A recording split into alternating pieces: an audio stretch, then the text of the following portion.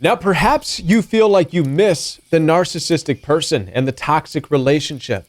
You're wondering why you can't stop ruminating about the past experiences. Well, I want to let you know that this has nothing to do with how great the narcissistic people are or the toxic relationship was, because in fact, it was not and it is not. This is more to do with where you're at in life, what you're up to. It has more to do with the complacency that you have fallen victim to in your own life. Let's talk about it. My name is Kevin, and this is The Royal We.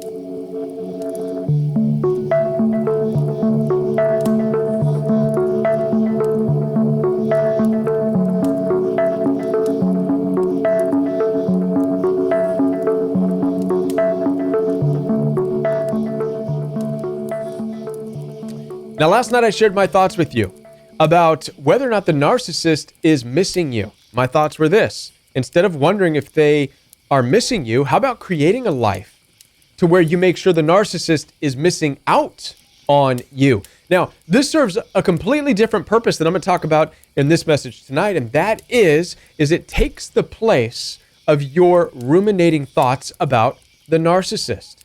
Now, it's typical when we come out of these toxic relationships that we start to feel like we're missing out. We feel like we need to somehow be involved with them because they're having such a great time, or the thoughts of what used to be are overpowering us in our current situation. Is it because they're good people and they're nonstop, constant fun? No, we left the relationship because that's not true. So what is it?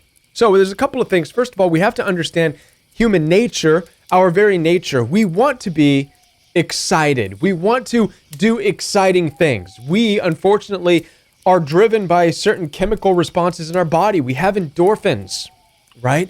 We have adrenaline, and these chemicals serve multiple purposes in our life.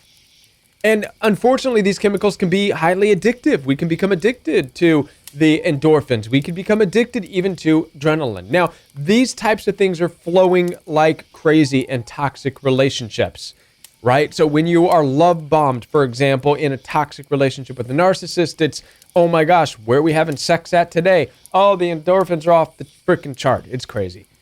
But not even the good stuff, not just the good stuff alone, but the bad things in the relationship, the stuff that triggers your fight or flight, triggers your adrenaline, right? These things can overwhelm you. You can become addicted to these chemicals as well. Why is it important to understand these chemical responses? Well, because at this point in your life, now that you're without that, your body wants to pursue and find exciting things. And if you're not finding exciting things in your life, then your body naturally wants to gravitate and look back and ruminate on the last exciting things that you've experienced, even if it was a nasty, all-out, vicious fight. Why? Because that vicious fight excited your fight or flight response and your adrenaline and got you to feel something. And so you're ruminating to get that experience because your body is craving that excitement. Wow. Go body and biology and chemicals and all that stuff, right? Some of the stuff you just wish didn't have to be a part of it, but it is. And so what I want to talk with you about in this message now is breaking your complacency. When I talk with people who are struggling with this in one-on-one conversations through coaching sessions, I always ask, what does your life look like now? How is your marriage right now? How's your relationship? What are you up to in your personal life? How are you living? What are you achieving? And these are important questions because if you're unsatisfied, which is what complacency means, you're dissatisfied with what you're doing in life, your body wants to naturally go back to the last exciting thing, even if it was all-out war with a toxic narcissistic person.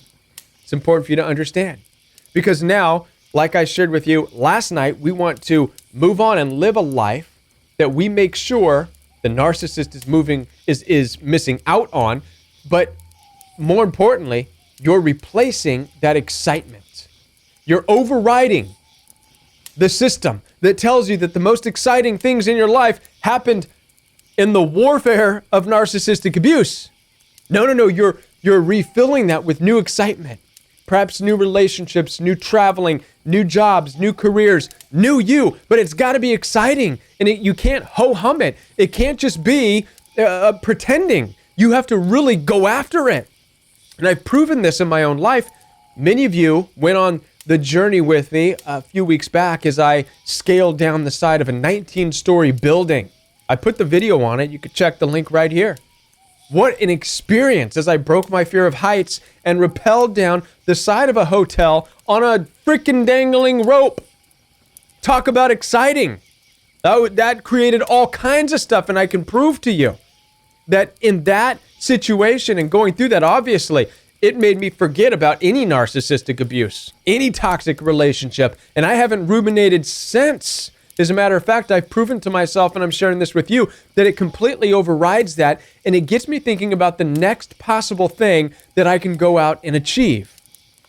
You want to stop ruminating? You want to stop looking back because of the intense emotions and feelings and the excitement, even the negative, toxic excitement of a relationship? You've got to replace it with new, exciting things in your life. You can't pretend. You can't sit. You can cold turkey it if you want, like quitting any nasty chemical dependency. You can sit cold turkey, do absolutely nothing, and face the battle of wishing you can feel those exciting feelings, right? And you'd be like quitting cold turkey. That's what it would feel like. It's going to be painful, and you're going to ruminate, and you're going to have memories of the toxic relationship because that's your body's going to be like, but that was exciting, and this is freaking boring and painful. But you could do that. I did that for like 4 years, 5 years. Or you can say, you know what? I got to get up, do something with my life. Get out there and achieve things. And push yourself to achieve things that are going to raise your excitement so much that it's going to overwhelm your biological chemicals. It's going to help propel and drive those things. Listen, I want to be a part of your healing journey, help you to understand these things even more in your life. Down below, you'll find access to one-on-one coaching sessions with me. We could do a telephone call, WhatsApp, FaceTime, video chat, or we could do text message. It's up to you. Additionally, down below, you'll find access to Royal We Monday Night Live Chat. Saturday morning is Royal We Fellowship. And also follow me on Instagram at Join the Royal We, and I'll be back with more videos for you right here on the Royal We.